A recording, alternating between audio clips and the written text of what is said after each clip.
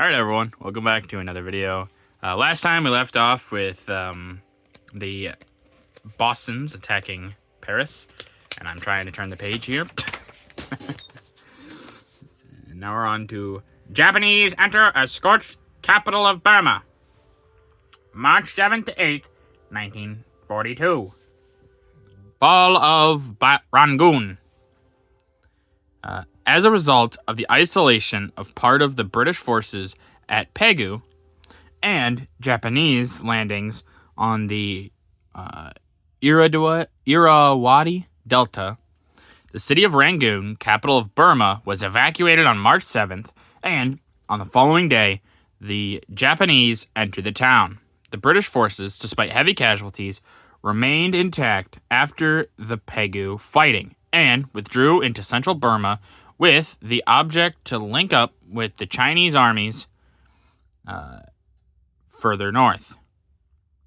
Before the evacuation of Rangoon, the scorched earth policy was thoroughly carried out on all dock installations, all refineries, and all machinery that could not be removed, where systematically destroyed.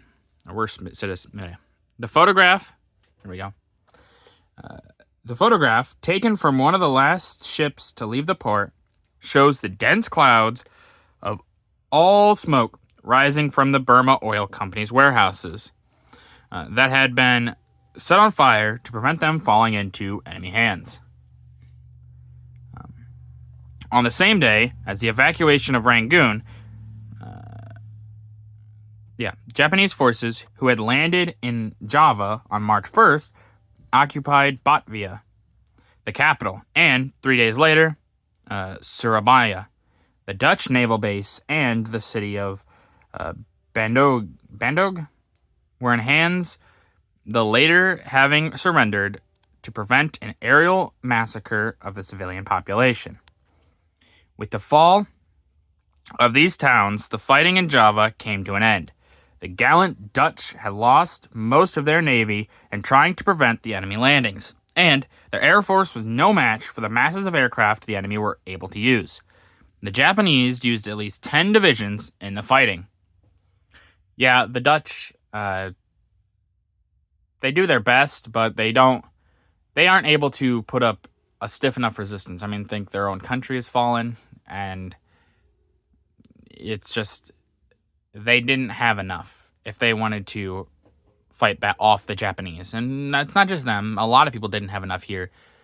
Even the British, the Americans, nobody was really prepared for this. Or the French, I can't forget to mention them. British and Chinese armies try to turn the tide of battle. March 1942. British and Chinese contact in Burma. After the fall of Rangoon, Lieutenant General Sir Harold Alexander took over command in Burma from General Hutton.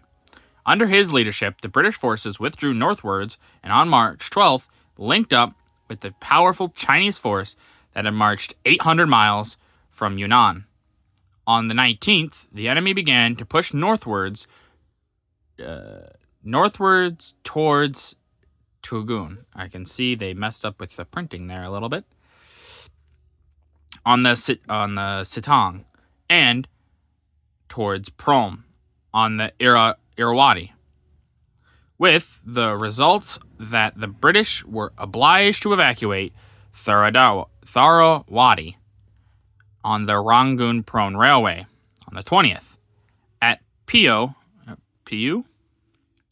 35 miles south of Tangoon, the Japanese came up against strong Chinese resistance, but by outflanking movement, they managed to capture the airfields north of Toungoo, and cut the Toungoo Mandale Road. And on the 25th, they occupied Kyungon, northwest of the town, thereby almost encircling the Chinese. The Chinese held Toungoo until the 31st, when they fought their way out of the trap and rejoined the main forces to the northwest. The pictures show above left Chinese forces passing through a Burmese village on their way to the battlefront. You can see Chinese troops. And yeah, so obviously there's not really like a China at this point. There is nationalist China and communist China. There's a few other warring little parties in there, but the main two are communist and nationalist China. Obviously, nationalist China is led by Chiang Kai-shek, and communist China, Mao Zedong. But they do kind of, in this, they kind of put aside their differences to fight the Japanese, because they know if they don't fight the Japanese together, then the Japanese will conquer them all. And so they have to fight together. And so we get these big forces. Most of this is nationalist China. Chiang Kai-shek is the one that the Allies mostly work with. It's just a mix of both. But like in this instance, it would more than likely this was nationalist China. But yeah, and the Chinese do a lot to fight off the Japanese. So yeah, right. My bad.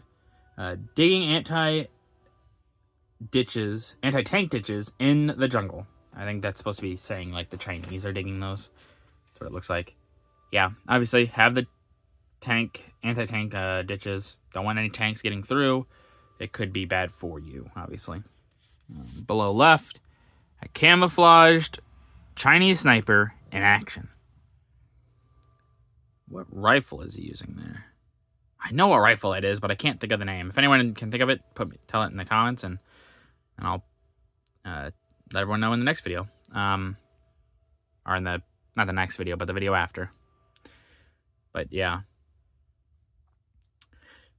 Definitely, the camouflage looks goofy, but it does help because it will help, like, break up a little bit, like, the seeing, because humans have evolved to recognize other humans, obviously. So if you have anything kind of making you not quite look like just like a straight human, it can help trick the brain into thinking, oh, no, that's not a human. And obviously this is before night vision. I think they had night vision, but it was super clunky and it wasn't very useful. And then right, a lightly clad infantryman is on the double in the jungle. And we can see this man's bolting for it. Although that almost looks like bombs are dropping next to him. I don't think that's what that is, but it kind of looks like it. But yeah, he's bolting for it. He's trying to get to wherever he needs to be. Australian and American flyers attacked Japanese shipping. March 18th to 22nd, 1942.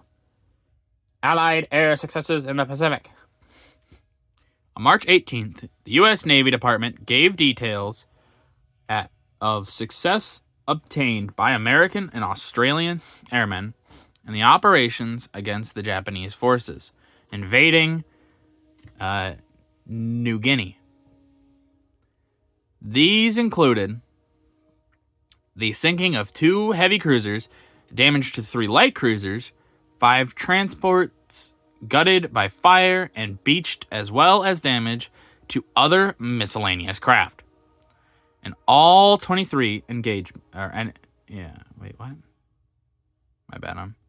all 23 enemy ships were sunk or damaged for the loss of 1 Allied aircraft.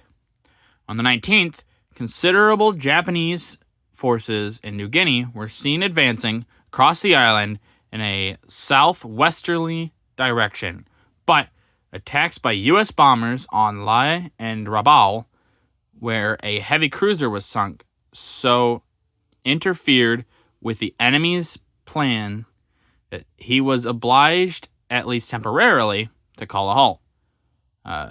Tokyo admitted that at Rabaul alone, they had sustained 7,000 casualties. The pictures show the end of a Japanese twin-engine bomber that attempted to attack a U.S. naval force in the Pacific. It is seen over a U.S. destroyer shortly before it received a direct hit on its port engine, which it broke off and fell into the sea. Right here is next. The aircraft immediately went into a steep dive. Well, okay. That's all it says on that one. Then it says, and crashed into the sea in flames. Obviously, it hasn't crashed yet, but... And then number 4, the crew of 3 perished. So yeah, we can see here. We see the ship, it gets hit. It's going down. Keeps going down, and then it crashes in flames. And yeah, it's not surprising all 3 were lost. It happens a lot with a lot of these planes. They do a good job at protecting you, but not as much as you would like. I mean, especially, we make all these planes out of metal. A lot of them out of metal. But, like, metal doesn't really protect you much better than a lot of other materials in this sense, because the bullets that are going through this are just that powerful. So, it just kind of... Actually, in some cases, metal was actually worse. I know there's a case of, like, wooden planes, and the wooden planes actually do pretty good because people are so used to shooting metal planes that they don't... And wood planes don't react the same way. Like, the bullets will just pass through because wood's much easier. So it won't, like, hit a certain way that you want. But that's going to do it for this video. If you guys liked the video, leave a like. If you didn't, leave a comment. Tell me what I can improve on. And as always, subscribe. It really does help out the channel. Thank you.